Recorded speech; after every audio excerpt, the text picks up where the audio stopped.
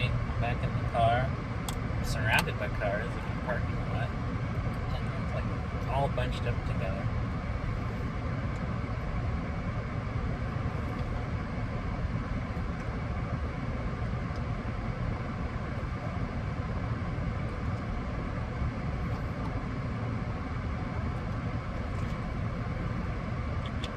Sorry, I needed that. My mouth's extremely dry. I just woke up from like a 5-hour nap. Anyway, it's my video message from my friend Lilla, a friend of mine who lives around and around the world while I'm lying and lonely. And I live in Oklahoma, as I'm sure you can tell from my accent. And it's November the 1st, 2021. It's a new month. I'm still mourning the fact that Halloween is over and we're sliding into our inevitable decline into Christmas. A holiday which I hate. And here we are now. And it's just going to get colder and colder and worse till summer. So I have a long stretch of miserable months ahead of me to look forward to. And today's message, Lilla, if you're watching this, is that I've always wanted to be a talk show host. Growing up, I wanted to be a late night guy. I was always fascinated by the late night talk show itself. From a very young age, I always thought it was really interesting and really funny and cool. I've always just liked the idea, but I've always liked the idea of a show where somebody, sits down and has a conversation with somebody about something, whether it be, a movie or a book or something. And, that's also funny and welcoming. And, even now, I like to watch clips of late shows. Usually in the past, usually the older stuff. And it just inspires me all over again to do it. And I wish I could create a talk show on YouTube, similar in style to those old late night shows, especially David Letterman, who is, in my opinion, the best to ever do the late night thing. And to me, he's the king of late night. David Letterman, really radically reinvented late night. He invented the modern late night show as we know it, and pioneered the style of it. And was also just kind of in a league of his own. Nobody else was doing what he was doing, especially when he first started. He was doing all kinds of interesting and strange and unique things. Nobody else at the time had done something like that. And I really admire him. I grew up watching him, and when I was a kid, I was a fan of him. And I would stay up, like at 10 or 11 o'clock at night, and watch him. And when I was in high school, I watched him all the time. I started regularly watching Letterman at that point. And I've always just really admired him. I've always really liked him. I always thought he was the coolest, and I still do. Dave is the coolest of the cool to ever do late night. There'll never be another one like him. And really, I think the only person to come close, the rightful heir, I think, to Letterman's throne is Conan. Letterman and Conan are the two best ever to ever do late night. And I know a lot of people, especially older people, would be like, "What about Johnny Carson?" Johnny Carson's considered the untouchable god of late night. And I respect Johnny Carson. Carson walked, so Letterman could run and reinvent late night. And I respect him because Carson, the way I see it, when Carson took over after Jack Parr, Carson basically invented the concept of a late show, of a late talk show. I think he was really the originator of that format, and I do give him due props for that. But Dave invented late night as we know it. Dave invented the modern late night show. Everybody's doing it now, just is doing it in imitation of David Letterman. Like, there's always pretenders trying to do what Dave did, and or what Conan, for so long, did and does. But Carson was a completely different style. He was more of the old school, whereas Letterman's the new school. Letterman's reinvented and popularized the format of what every talk show host does now. Letterman invented the whole standard structure of doing the intro with the music, coming out, doing a monologue, talking to a guest, doing a few sketches, and then at the end of it having a musical guest play. He invented that style, which everyone else does now. Carson was different. Carson, the shows were longer, the episodes were longer, there was a lot more monologues, there was a lot more sketches, the interviews, since the show was longer, the interviews could be a lot looser, the format was a lot looser, it was a lot more free form in his day. And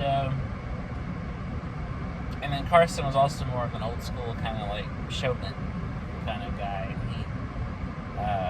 He was very much kind of closer to the Sid Caesar or someone like that kind of style of a host as to what we think of as a talk show host or even a late night talk show host.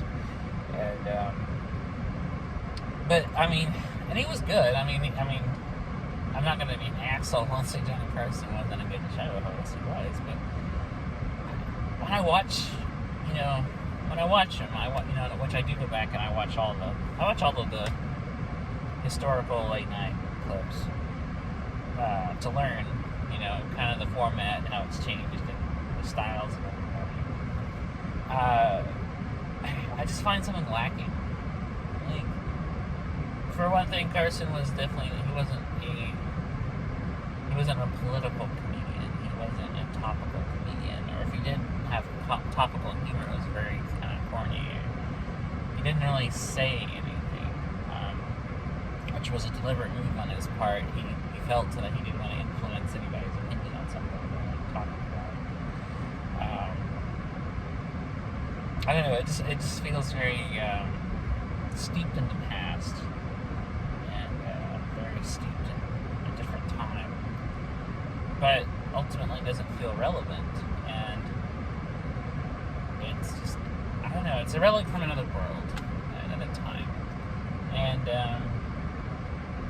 I don't dislike watching it, but I just don't find the same, it doesn't interest me as much as watching old Letterman, because even in the 80s, Letterman was doing was very sardonic and was based in irony. Basically took the talk show format and deconstructed it in new and interesting ways that hadn't really been done yet. And I think that's really interesting and admirable to see that widespread influence and inspiration that others can take from it.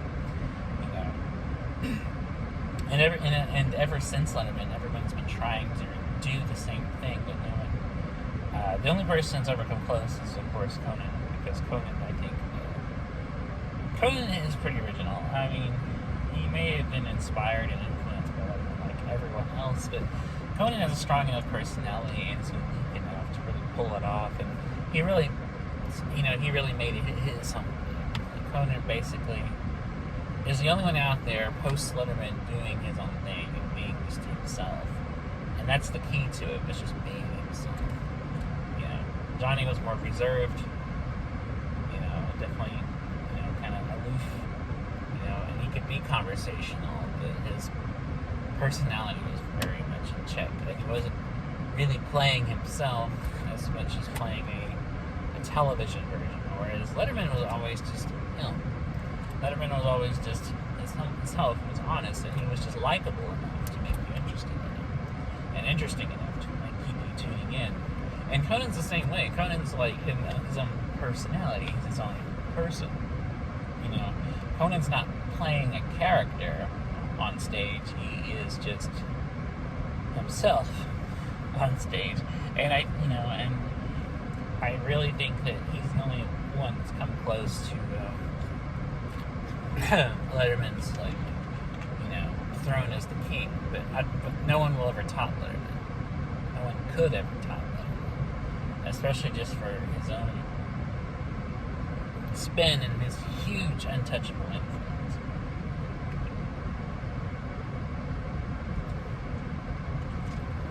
And it was watching Letterman growing up, and watching Letterman as an adolescent, every night, and just even as an adult, going back and watching clips of Letterman's show, talking to various guests that have always inspired me to want to do it. And if given the chance now to host a talk show, I would definitely take it up. I would do my best to really just bring that kind of sense of honesty and integrity Letterman brought, to his hosting jobs. And I just find all that interesting. I don't know why. I've always found late night talk show hosts, or just the late night format itself, interesting, but I always have. I don't know where it comes from. That's just the way I've always been, and it's always been something that interests me. And I've always been interested in the history of it, reading about Jack Parr and Steve Allen, Johnny Carson, and all those people, as well as reading about the kind of new generation of Letterman, Conan, Leno, all those guys. And what a backstabbing piece of crap, was Conan. Good God. But on that note, it's pretty cool because Letterman always knew Conan was the genuine deal. He even helped him out in his career, tremendously. For example, in the early 90s, Conan was still struggling to make a name for himself as a late night show host. The critics just savaged him, and he was pretty much, hanging by a thread. And Letterman actually came on a show as a guest, which you have to understand that was a huge deal at the time. Letterman didn't do guest spots. He never showed up on anyone's show. He never did his own. He never was a guest on other stuff. He never did that ever. And he was also the biggest thing in late night at the time. So when Letterman doing a guest spot on your show, that's a big deal. And he did. He came on in 1994, talked to Conan, they joked around and stuff, but he made a point to say that, you're the real thing. And then Conan was just so, awestruck by his hero being on the show that you could see the genuine respect and admiration in him. And it's a great interview, by the way. It's on YouTube. You definitely check it out. And it's just that was very cool of him. It was very cool, because Letterman always had an eye for people. He always had an eye for, who was sincere, who was bullshitting, who was smart, who was dumb, who was brilliant, who wasn't. He's always been right about people. He knows how to read people. And when you watch his interviews, you can see that he definitely knows what's up, and he'll, kind of curtail his questions accordingly. If you watch him talk to somebody really smart, he'll actually have a serious interview, ask him thought-provoking questions, ask him interesting things, really listen. If he has somebody on who's just kind of shallow, vacuous, just doesn't really have anything meaningful to say, then he's more inclined to be kind of sarcastic and really just kind of drive the interview in that direction. But it's his facility to think quickly on his feet and have that razor sharp wit that got him where he was. I mean, he was always funny. And like every other talk show host, he started his career as a comedian. He started in the stand-up world and went on into television from there, acting and doing comedic stuff, variety shows and stuff like that before he started doing his own talk show, and then just kind of successfully ventured through other talk shows before he became the king of late night. And it's interesting to watch, because if you watch those old shows, because he started out as a morning talk show, but you can see the humor and brilliance that he would bring to the late night media.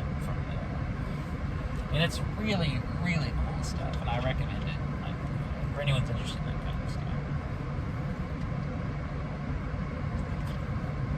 And I just think it's cool that, Letterman could see even early on, Conan was, the real deal.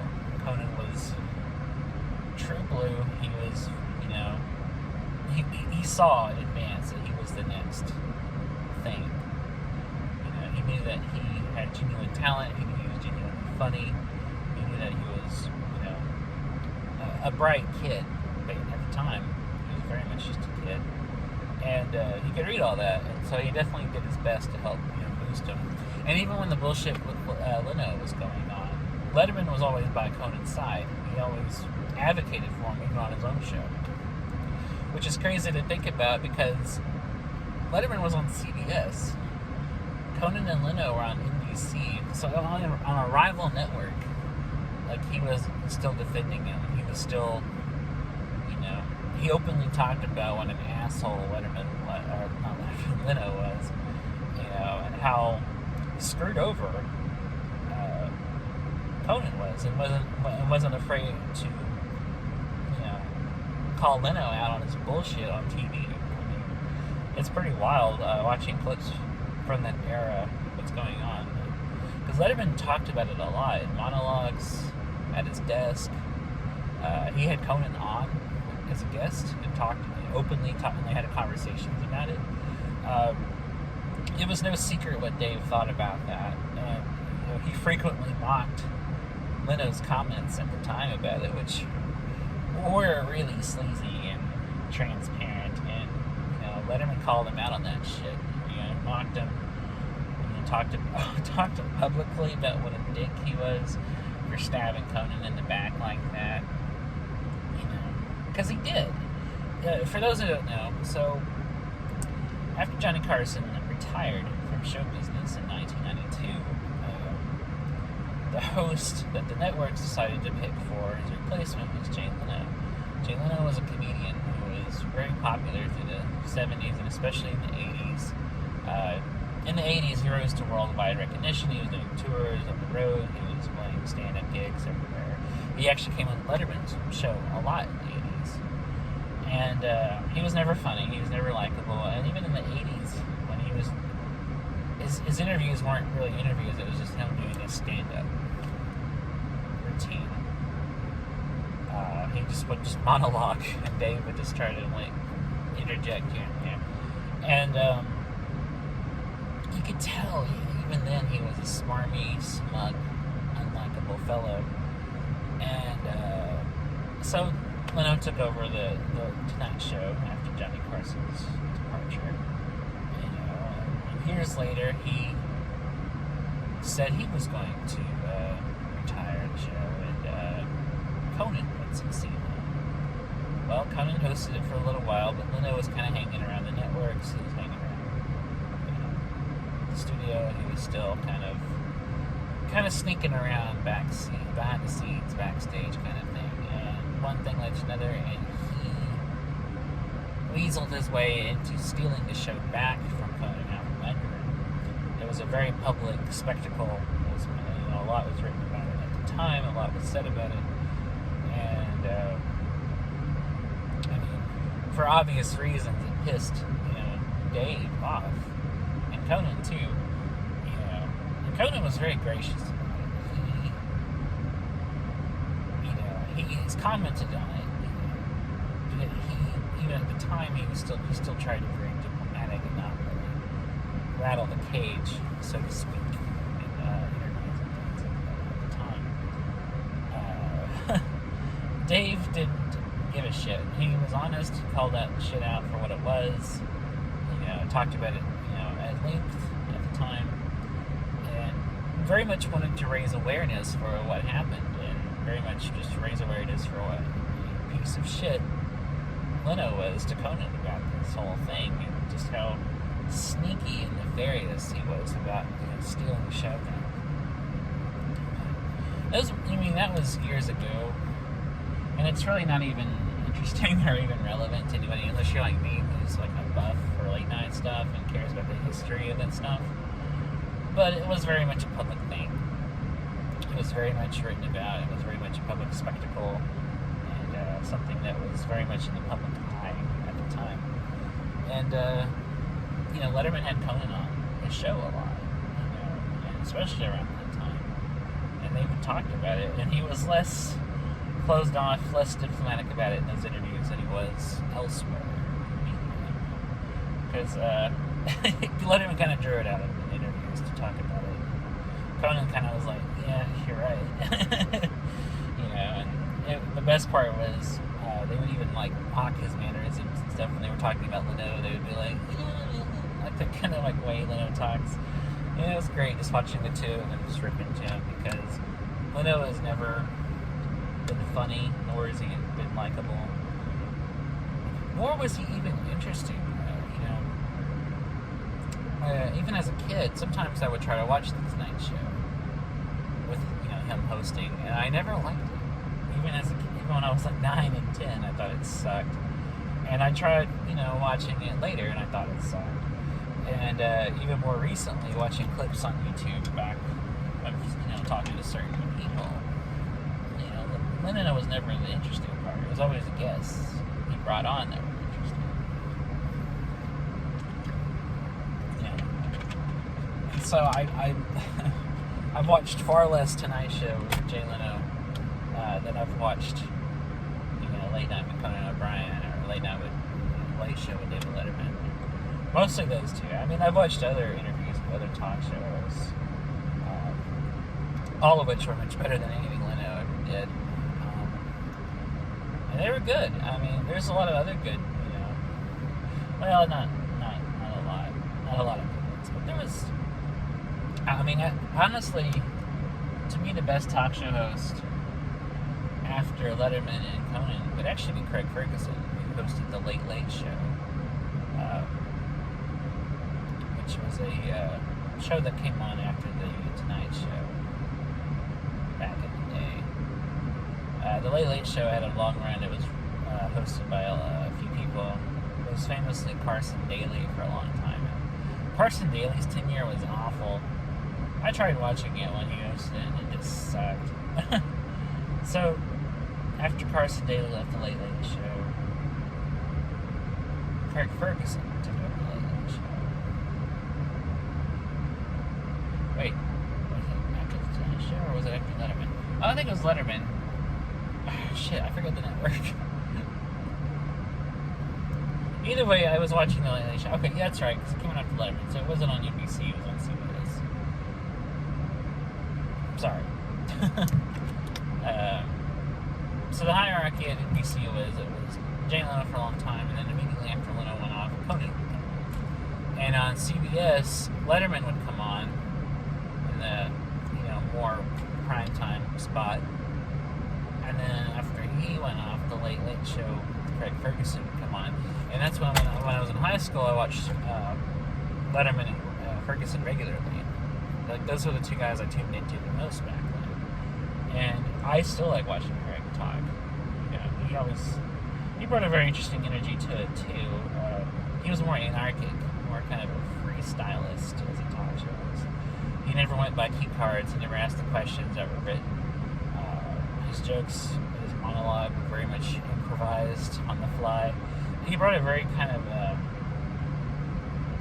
a free form, like improvisational kind of vibe. And he's very funny and a very likable guy. And he didn't really fit the typical late night host, style. But that was more in his favor because he could think quickly on his feet, and it was a detriment. So anyways, that's kind of just my overall broadly view of the late night talk show people, and why I would like to be one, and how I history. So I'm just going to end it here because I've been talking for a long time as it is, and I will catch everybody later. Bye.